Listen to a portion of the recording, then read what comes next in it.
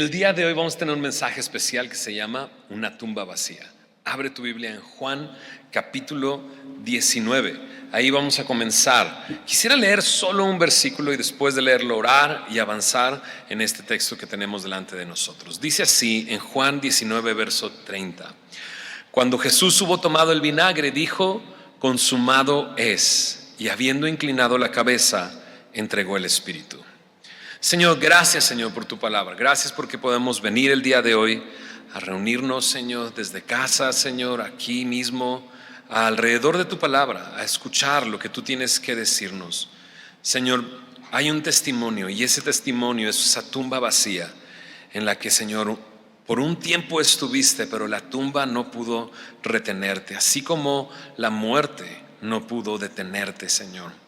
Eres tú nuestro Dios, nuestro Señor, nuestro Salvador, aquel que pagó el precio de nuestros pecados. Revélate a nuestras vidas, Señor. Revela tu amor y tu gracia hacia nosotros. En el nombre de Jesús. Amén. Amén. Al decir Jesús consumado es, entregó el Espíritu. La palabra consumado es un término de liquidar algo, de terminar algo. Es como un trabajo que se terminó y se concluyó. Es como liquidar una factura y no tener ninguna deuda más. Consumado es. Jesús lo expresó sabiendo que como dice en Isaías 53, Jehová cargó el pecado de todos nosotros sobre él. Al que no conoció pecado, fue hecho pecado por nosotros. Él recibió el castigo que nosotros merecíamos en esa cruz. Y sabiendo que lo que había hecho, Él dijo: consumado es. Y entregó el Espíritu. En Juan capítulo 10, Jesús mismo dijo: nadie me quita la vida. Yo de mí mismo la pongo. Tengo poder para ponerla y tengo poder para volverla a tomar. Y así Jesús entregó su vida por nosotros. Pero mira lo que dice en el versículo 31 de Juan 19. Entonces los judíos, por cuanto era la preparación de la Pascua, a fin de que los cuerpos no quedasen en la cruz en el día de reposo, pues aquel día de reposo era de gran solemnidad, rogaron a Pilato que se le quebrasen las piernas y fuesen quitados de allí. Vinieron pues los soldados y quebraron las piernas al primero y asimismo al otro que había sido crucificado con él. Mas cuando llegaron a Jesús, como le vieron ya muerto, no le quebraron las piernas. Pero uno de los soldados le abrió el costado con una lanza, y al instante salió sangre y agua. Y el que lo vio da testimonio, y su testimonio es verdadero. Y él sabe que dice verdad, para que vosotros también creáis. Porque estas cosas sucedieron para que se cumpliese la escritura: no será quebrado hueso suyo. Y también otra escritura dice: mirarán al que traspasaron. Después de que Jesús entregó el Espíritu, entonces los judíos, aquellos que habían demandado de Pilato que Jesús fuera crucificado, estaban queriendo seguir la ley. Qué interesante, ¿verdad? Porque durante la noche hicieron todo un juicio a Jesús ilegalmente durante la noche con testigos falsos. Pero ahora que es día de reposo, o que va a comenzar el día de reposo, deciden seguir la ley. No puede quedarse el cuerpo ahí en el día de reposo, y más porque este día de reposo es solemne. Y entonces van con Pilato para acelerar la muerte de estos hombres, de Jesús y de los dos ladrones.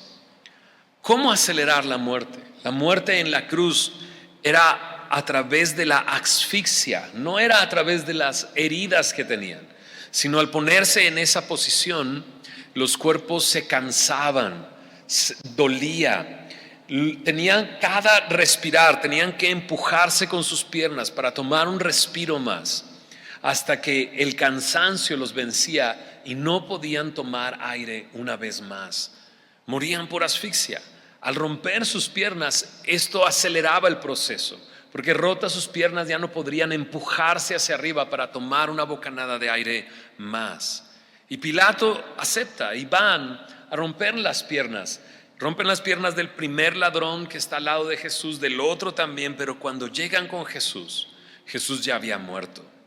Pero para corroborar que había muerto, tomaron una lanza y atravesaron su costado. Desde aquí empieza a ver tantos detalles, porque Juan está al pie de la cruz.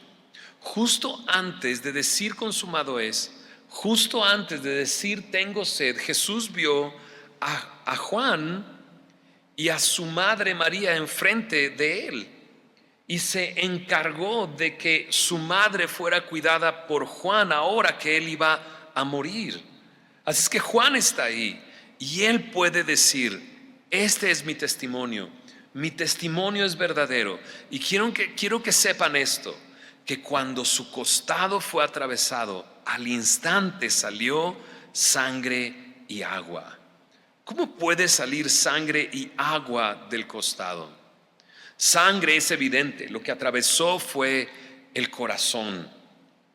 Pero agua, algunos dicen que esta es una señal de cómo Jesús murió. El corazón tiene una capa alrededor, el pericardio, y el pericardio se llena de líquido cuando el corazón se revienta. Algunos consideran que Jesús murió porque su corazón estalló, y esta es la evidencia de eso. Pero la verdad es que pienso una cosa, pienso que lo que más quiere Juan hacer saber es que Jesús realmente está muerto.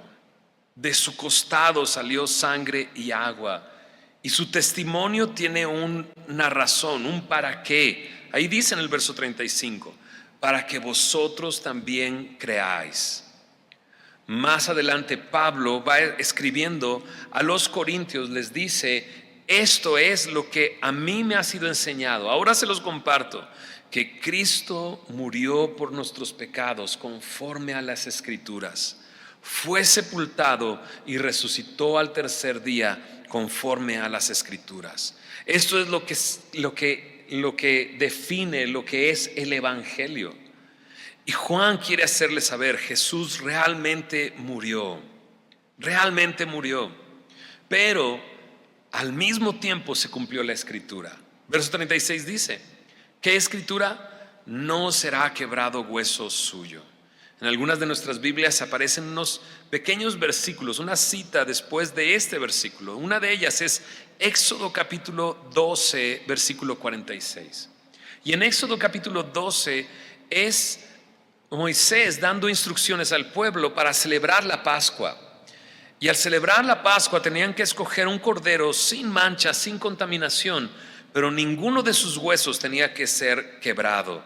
Así Jesús, el Cordero de Dios que quita el pecado del mundo, ninguno de sus huesos fue quebrado, pero sí fue traspasado. Miren lo que dice en el verso 38. Después de todo esto, José de Arimatea, que era discípulo de Jesús, pero secretamente por miedo de los judíos, rogó a Pilato que le permitiese llevar el cuerpo de Jesús. Y Pilato se lo concedió. Entonces vino y se llevó el cuerpo de Jesús. También Nicodemo, el que antes había visitado a Jesús de noche, vino trayendo un compuesto de mirra y de aloes como 100 libras. Tomaron pues el cuerpo de Jesús y lo envolvieron en lienzos con especias aromáticas, según es costumbre sepultar entre los judíos. Y en el lugar donde había sido crucificado había un huerto, y en el huerto un sepulcro nuevo, en el cual aún no había sido puesto ninguno. Allí pues, por causa de la preparación de la Pascua de los judíos, y porque aquel sepulcro estaba cerca, pusieron a Jesús. Después de que Juan da testimonio de que Jesús realmente murió, nos describe qué es lo que sucede con su cuerpo, muerto. Ahora José de Arimatea va con Pilato y le pide el cuerpo. Y José de Arimatea aquí se describe como un discípulo de Jesús. En otro de los evangelios nos dice que era un hombre rico y parte de los ancianos dentro del templo, y que él no había dado su voto de aprobación a todo lo que estaba sucediendo. Era un discípulo de Jesús y tenía este sepulcro donde podía poner el cuerpo del Señor Jesús. Pide el cuerpo. Pilato se sorprende de que ya habían muerto y manda a corroborar que Jesús está muerto, y le traen la corroboración, sí está muerto, y le concede a José de Arimatea llevarse el cuerpo. Y nos menciona otro nombre, otro hombre llamado Nicodemo, aquel que de noche visitó a Jesús. Algunos consideran que visitó a Jesús de noche porque no quería que otros se dieran cuenta de que estaba visitando a Jesús. Este trajo un compuesto de mirra y de aloes, como 100 libras. Y se alcanza a notar los detalles en Juan describiendo esta escena, porque hasta nos dice el costo de esa mezcla de mirra y de aloes: 100 libras. Casi podemos pensar que Juan dice: vi la marca y vi dónde compraron el frasco, sé que cuesta 100 libras. Pero lo que quiere hacernos saber es que todo está sucediendo. Jesús realmente murió y Jesús realmente fue sepultado, fue envuelto en lienzos. Incluso toma el detalle de que los lienzos estaban puestos con especias aromáticas conforme a la costumbre que tenían los judíos para sepultar. Así es que lo que quiere asegurarnos Juan es: no solamente realmente murió, sino que realmente fue sepultado. Y el sepulcro está identificado. Aquí no se nos dice, pero en otro de los evangelios, las mujeres siguieron el cuerpo muerto del Señor hasta el lugar de la tumba, hasta el sepulcro. Así es que no iba a haber ningún error. Este sepulcro tiene características específicas. Está dentro de un huerto, y no solamente eso, sino que es un sepulcro nuevo. Cuando pensamos nosotros en la sepultura, pensamos generalmente, o ya sea en un agujero en la tierra donde entra un cofre, un féretro. Pero aquí los sepulcros no eran así. Los sepulcros estaban labrados en la piedra. Es como entrar a una pequeña bodega donde no puedes estar completamente de pie, sino que tienes que estar agachado al entrar y mantenerte así, donde hay una plancha donde se colocaba un cuerpo que pasaba algunos años en esa plancha, y después iban y juntaban los huesos y los ponían en una pequeña caja, los ponían a un lado, y había otra oportunidad de un sepulcro para poner otro cuerpo más adelante. Pero este sepulcro nunca había sido habitado, nadie lo había usado. El Señor Jesús está estrenándolo, pero también lo está pidiendo prestado, digámoslo así. No se está adueñando del sepulcro. Ni siquiera el sepulcro se pudo adueñar del Señor, sino que Jesús va a resucitar. Y lo vemos en el siguiente capítulo. Antes de avanzar allá, el sepulcro estaba cerca. Ahí pusieron a Jesús. Las mujeres vieron el lugar y ahora van hacia ese lugar al primer día de la semana. Mira lo que dice el verso 1 del capítulo 20. El primer día de la semana, María Magdalena fue de mañana, siendo aún oscuro, al sepulcro, y vio quitada la piedra del sepulcro. Entonces corrió y fue a Simón Pedro y al otro discípulo, aquel al que amaba Jesús, y les dijo: se han llevado del sepulcro al Señor y no sabemos dónde le han puesto. Y salieron Pedro y el otro discípulo y fueron al sepulcro. Corrían los dos juntos, pero el otro discípulo corrió más aprisa que Pedro y llegó primero al sepulcro. Y bajándose a mirar, vio los lienzos puestos allí, pero no entró. Luego llegó Simón Pedro tras él y entró en el sepulcro y vio los lienzos puestos allí, y el sudario que había estado sobre la cabeza de Jesús, no puesto con los lienzos, sino enrollado en un lugar aparte. Entonces entró también el otro discípulo, que había venido primero al sepulcro, y vio y creyó, porque aún no habían entendido la escritura, que era necesario que él resucitase de los muertos. Y volvieron los discípulos a los suyos. Así es que el primer día de la semana, un domingo, María Magdalena va hacia allá. No va sola, va con otras mujeres, no lo dicen los otros evangelios. Y ella misma lo expresa. En el verso 2 al final dice: y no sabemos dónde le han puesto. Es que María va acompañada. Si no, hubiera dicho: no sé dónde le han puesto. Pero ella dice: no sabemos dónde le han puesto. Ella va, aún es oscuro, pero sabe cuál es el sepulcro. Va al sepulcro que está dentro del huerto. Más adelante va a confundir a Jesús con el hortelano, aquel que cuida el huerto. Está en el lugar correcto. Mientras iban hacia allá, ellas van platicando y diciendo: ¿quién va a remover la piedra que se pone enfrente del sepulcro? Como es una especie de bodega y tiene una pequeña puerta, se rodaba una piedra para cubrir el lugar y que los animales no entraran a comer el cuerpo. Y ellas se preguntan: ¿quién lo va a remover? Pero cuando llegan, aquí nos dice: vio la piedra quitada del sepulcro. Y entonces sale corriendo y va con Simón y dice: y otro discípulo. Curioso, porque se describe este otro discípulo así: aquel al que amaba Jesús. ¿Quién es? Es Juan, el que escribe, el testigo, el que está dando testimonio de todo esto. Ahora podríamos decir: qué presumido, ¿no? El que amaba a Jesús. Los demás podrían haber dicho: a todos nos amaba. Pero él puede decir: no, a mí me amaba. Es a mí a quien amaba. Y ellos van corriendo hacia allá. El detalle es curioso. Corrían los dos juntos, pero el otro discípulo corrió más a prisa de Pedro y le ganó. ¿Por qué puso esto, Juan? ¿No? Y yo me imagino, solo me imagino, es mi imaginación, que van corriendo hacia allá y Juan le dice: te voy a ganar. Y dice: ay, ¿qué importa? Nadie va a saberlo. Y Juan pensando: sí, todo el mundo lo va a saber. Claro que sí, que yo llegué primero. Cuando llega, no entra al sepulcro, se queda en la puerta, se asoma solamente. Cuando llega Simón Pedro, entra al lugar y una vez más los detalles: los lienzos puestos allí, el sudario puesto en otro lugar, enrollado.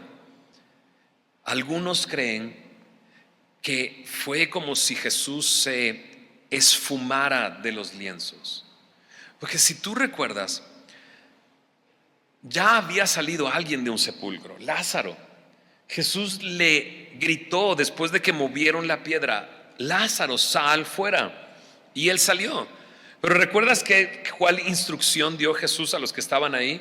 Pues desamárrenlo, quítenle todos los lienzos. Él salió con todos los lienzos puestos, pero aquí los lienzos están acomodados, puestos allí. Algunos incluso consideran que probablemente la forma del cuerpo se mantuvo en los lienzos, ya que estaban embarrados con aloe, con mirra y con especies aromáticas. No lo sabemos, pero el detalle está ahí: el sudario enrollado en un lugar aparte. Cuando Juan entonces entró y vio, dice ahí en el verso 8, creyó. Es que no solamente Juan quiere hacernos saber: sí, Jesús murió, realmente murió. Yo lo vi, una lanza atravesó su costado, salió sangre y agua. No solamente quiere que sepas: sí, fue sepultado, y nos narra todos estos detalles de cómo fue sepultado. También quiere asegurarnos: resucitó, su cuerpo no estaba ahí, pero todo esto con un fin: que creas. Lo dice ahí en el verso 35, para que vosotros también creáis. Y ahora lo dice en el verso 8 del capítulo 20, porque yo vi y creí, vio y creyó. Dice: aún no habían entendido la escritura de que era necesario que resucitase de los muertos.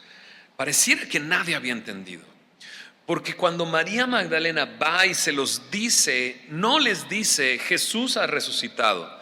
Lo que les dice es: se han llevado del sepulcro al Señor. Alguien vino y se robó su cuerpo. Eso es lo que está diciendo María Magdalena. Y cuando entran, ven y creen, pero aún no entienden que era necesario que resucitase de los muertos. Ellos no están esperando, no tienen una expectativa. ¿Para qué fue María Magdalena y las otras mujeres al sepulcro? Porque por la prisa de poner el cuerpo en un sepulcro, el cuerpo del Señor, no habían hecho todos los preparativos que hacía para enterrar un cuerpo, y lo que iban a hacer era continuar ese proceso. Pero ahora el cuerpo no está. Ella piensa: alguien se lo llevó. Mira lo que dice en el siguiente texto, verso 11. Pero María estaba afuera llorando junto al sepulcro. Ellos volvieron, pero María se quedó ahí y está llorando. Y mientras lloraba, se inclinó para mirar dentro del sepulcro. y vio a dos ángeles con vestiduras blancas que estaban sentados, el uno a la cabecera y el otro a los pies, donde el cuerpo de Jesús había sido puesto. Le dijeron: mujer, ¿por qué lloras? Les dijo: porque se han llevado a mi Señor y no sé dónde le han puesto. María se asoma y ve a estos dos seres. No es la primera vez en la Biblia que aparecen ángeles interactuando con personas. En el Antiguo Testamento está lleno de momentos así. Y ahora María está ahí y le hacen una pregunta: ¿por qué lloras? Y de repente pareciera que es una pregunta que no tiene sentido. ¿Cómo que por qué me preguntas por qué lloro? No está el Señor, no encuentran al Señor, no encuentran su cuerpo. Y les dice: porque se han llevado a mi Señor, no sé dónde le han puesto. Ella no está pensando en que ha resucitado, sino que se han llevado su cuerpo. Verso 14: cuando había dicho esto, se volvió y vio a Jesús que estaba allí, mas no sabía que era Jesús. Jesús le dijo: mujer, ¿por qué lloras? ¿Por qué lloras? ¿A quién buscas? Ella, pensando que era el hortelano, le dijo: Señor, si tú lo has llevado, dime dónde lo has puesto y yo le llevaré. Jesús le dijo: María. Volviéndose ella, le dijo: Raboni, que quiere decir maestro. Jesús le dijo: no me toques, porque aún no he subido a mi Padre, mas ve a mis hermanos y diles: subo a mi Padre y a vuestro Padre, a mi Dios y a vuestro Dios. Fue entonces María Magdalena para dar a los discípulos las nuevas de que había visto al Señor y que Él le había dicho estas cosas. Entonces ahora ve a Jesús, pero al principio no lo reconoce. Ella piensa que es el hortelano y bien valiente, ella le dice: ¿dónde lo pusiste? Yo voy y lo traigo. ¿Podría María cargar el cuerpo del Señor? Creo que no. Es mucho el peso, la diferencia de peso, si pensáramos en personas normales. Pero María tiene el valor de decir: dime dónde está y yo lo traigo, yo lo llevaré.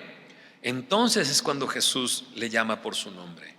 El mismo Jesús en Juan capítulo 10 dice que Él es el buen pastor, y el buen pastor conoce a sus ovejas, conoce sus nombres, pero también las ovejas oyen su voz. Y aquí ella oyó su voz, María, y ella le dice: maestro. Lo que dice en el verso 17 es extraño: no me toques, ¿no? Pero más extraño es esto: mas ve a mis hermanos. Sí, esos que lo habían abandonado, esos que salieron escandalizados y corrieron y lo abandonaron. Mis hermanos, ve y diles: subo a mi Padre y a vuestro Padre, a mi Dios y a vuestro Dios. Es increíble. Jesús hace a un lado el hecho de que lo habían abandonado y les dice: son mis hermanos y ambos tenemos un Padre. María va y le dice las cosas como habían sucedido. Verso 19 dice ahí: cuando llegó la noche de aquel mismo día, el primero de la semana, estando las puertas cerradas en el lugar donde los discípulos estaban reunidos por miedo de los judíos, vino Jesús y puesto en medio les dijo: paz a vosotros. Y cuando les hubo dicho esto, les mostró las manos y el costado. Y los discípulos se regocijaron viendo al Señor. Entonces Jesús les dijo otra vez: paz a vosotros. Como me envió el Padre, así también yo os envío. Y habiendo dicho esto, sopló y les dijo: recibid el Espíritu Santo. A quienes remitieres los pecados, les serán remitidos, y a quienes se los retuvieres, les serán retenidos. Ese mismo día, en la noche, los discípulos están a puertas cerradas. Puertas cerradas, por una razón: tenían miedo de los judíos. Estaban reunidos y encerrados. Y el detalle está ahí: a puertas cerradas, Jesús apareció en medio de ellos. Y es el mismo, les dice: paz a vosotros, y les muestra las manos y el costado, las señales de los clavos y de la lanza que Juan nos dijo fue la que atravesó su costado. Me dice una cosa esto, y creo que lo encontramos en Apocalipsis. En Apocalipsis, cuando vemos el Cordero en el trono de Dios, lo vemos como el Cordero inmolado. Inmolado me habla de el cordero que fue sacrificado. Así es que es el mismo Jesús, pero las huellas de sus sacrificios siguen estando en sus manos, en sus pies.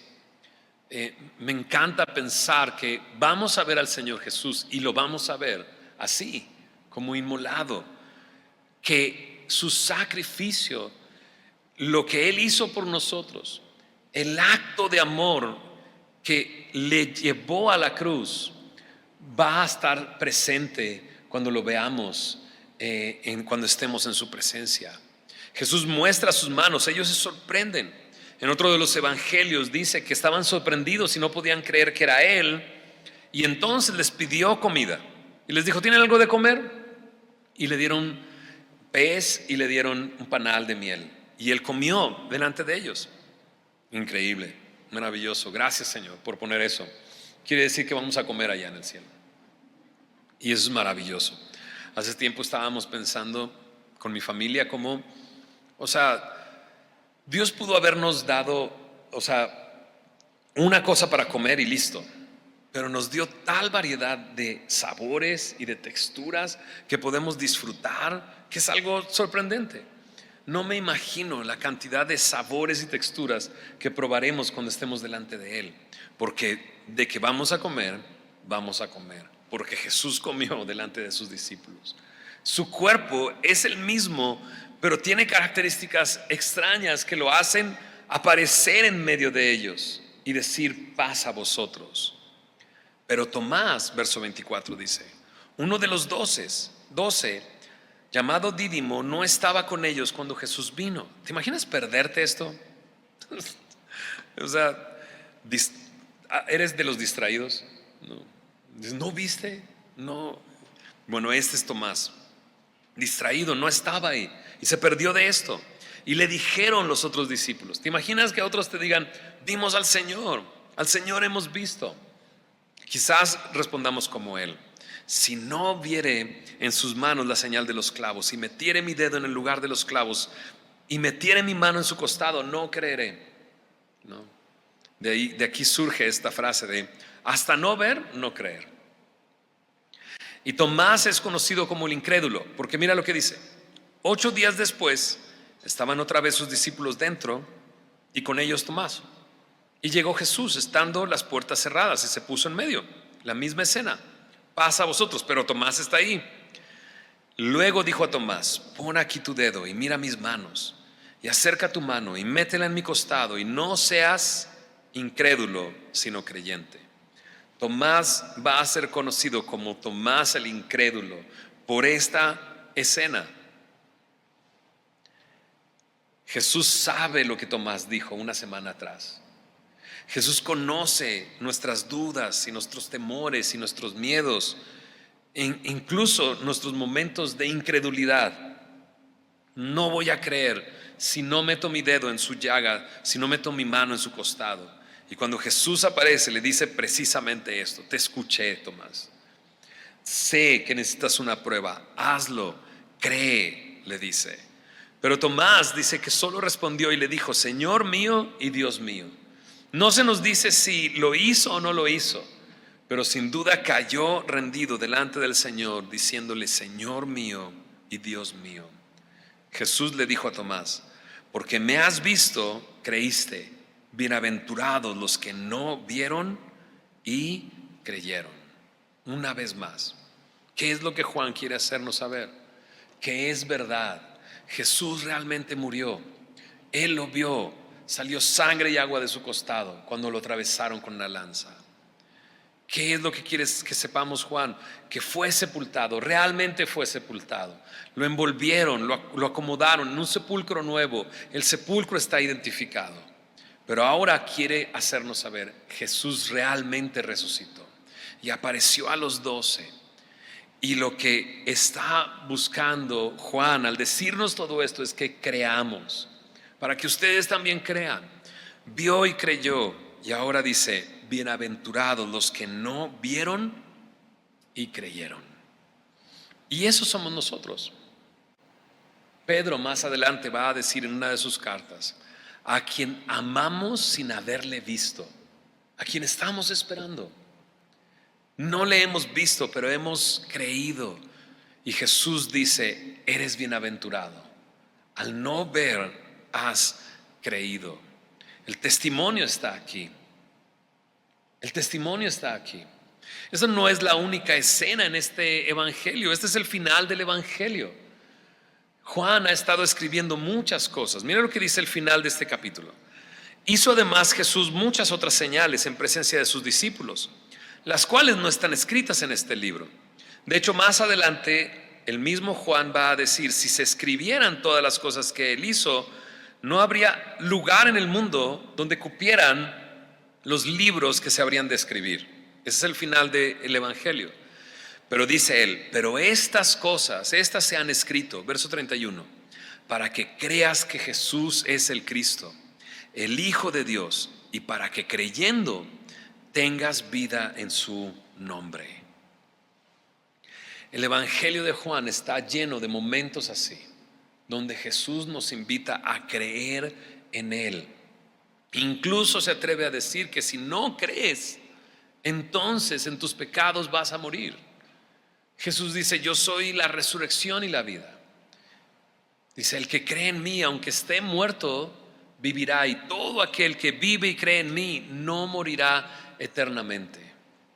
Jesús dice, yo soy la luz del mundo. El que me sigue no andará en tinieblas, sino que tendrá la luz de la vida.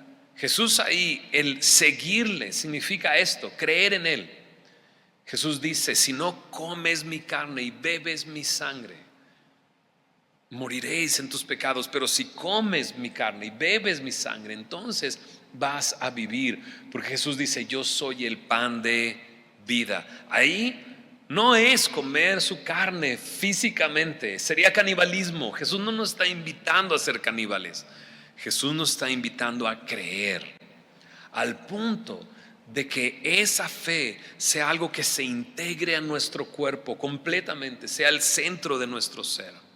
Esta historia aquí está, el testimonio está escrito, pero la invitación es no solamente a sorprendernos con la historia. Jesús ha resucitado. No es solamente para sorprendernos, es para creer. ¿Creer qué? Creer que Él es el Cristo, creer que Él es el Hijo de Dios. Acompáñame a Primera de Pedro, capítulo 1. Mira lo que hace la resurrección por nosotros. Pedro lo escribe en su primera carta. Dice en el versículo 3, Primera de Pedro 1:3. Bendito el Dios y Padre de nuestro Señor Jesucristo, que según su grande misericordia nos hizo renacer para una esperanza viva por la, ¿qué dice ahí? Resurrección de Jesucristo de los muertos. Su resurrección, su muerte, su sepultura y su resurrección me muestran que Él es el Hijo de Dios, que Él es el Cristo. Fue conforme a su escritura, conforme a las escrituras. Cuando nosotros creemos en esto, en su resurrección, entonces dice aquí, Él nos hace renacer para una esperanza viva.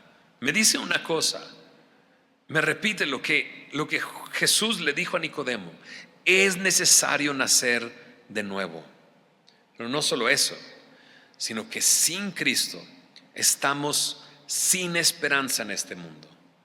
Pero cuando creemos, entonces renacemos para una esperanza viva. Y aún más, verso 4, para una herencia incorruptible, incontaminada e inmarcesible, reservada en los cielos para vosotros. Porque lo que sucedió con Jesús solamente fueron las primicias. Eso quiere decir que nosotros también vamos a morir y resucitar, a menos que el Señor venga pronto, que yo creo que sí. ¿Alguien conmigo? Sí, el Señor viene pronto. Pero quizás si no viene en el tiempo en el que nosotros estemos vivos, vamos a morir y resucitar para una herencia incorruptible, incontaminada e inmarcesible, reservada en los cielos para nosotros. Qué increíble, su resurrección. Creer que Él es el Cristo, el Hijo de Dios. En esto tenemos vida en su nombre. ¿Oramos? Señor, gracias. Esa tumba vacía nos ha llenado de esperanza. Señor, sin resurrección no hay cristianismo, no hay nada de lo que nosotros disfrutamos. Señor, tú has resucitado. Señor, gracias por meditar en este relato, donde Juan quiere asegurarnos de que esto ha sucedido. Pero no solamente darnos testimonio de que ha sucedido, sino invitarnos a creer. Señor, gracias, porque en un momento a algunos de nosotros nos has abierto los ojos para creer. Así como tú mismo lo dijiste a Tomás, bienaventurados los que no vieron y creyeron. Señor, sin verlo, tú nos has hecho creer. Nos has dado de tu gracia, pero también nos has dado fe, porque esto proviene de ti, Señor. Nos has traspasado de las tinieblas a la luz. Señor, gracias. Nos has hecho renacer a una esperanza viva por tu resurrección, Señor Jesús. Señor, esa tumba vacía es la muestra de que tú eres el Hijo de Dios, que has venido a este mundo. Señor, danos fe para creer, Señor. Si alguno no ha creído en ti, Señor, y está escuchando esto, Señor, que el día de hoy tú puedas abrir sus ojos a esta realidad. Tú eres el Hijo de Dios. Señor, que puedan poner su fe en ti, su confianza en ti, dejando a un lado toda confianza en cualquier otra cosa. Que solo confíen en ti, Señor, y pongan su fe en ti, y puedan creer y tener vida en ti, Señor. Señor, gracias por tu palabra, Señor.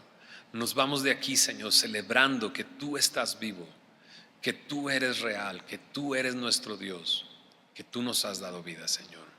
En el nombre de Jesús. Amén.